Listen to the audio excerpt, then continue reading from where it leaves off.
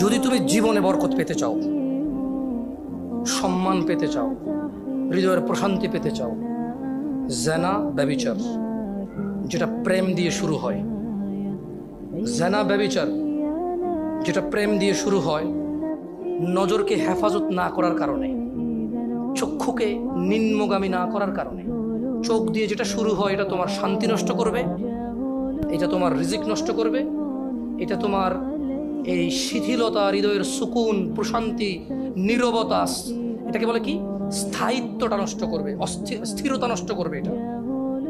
ছোট ভাই, তোমার প্রতি আমার নসিহত, তুমি কে নীল পড়ছে, লাল পড়ছে, কে ছোট পড়ছে, কে বড় পড়ছে, তুমি এগুলো মেজারমেন্ট করার দরকার নাই। তুমি নিচে নজর রাখো, হাঁটো, তোমার এটা জানারও দরকার নাই আজকে তোমার সামনে দিয়ে কয়টা মেয়ে কি পড়ে গেছে তুমি দেখোই নাই।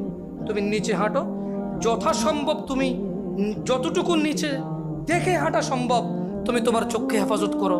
লজ্জাস্থান হেফাজত হবে, লজ্জাস্থান হেফাজত হলে তোমার হৃদয়ের প্রশান্তি নষ্ট হবে না ইনশাআল্লাহ। রিজিকের দরজা খুলবেই খুলবে।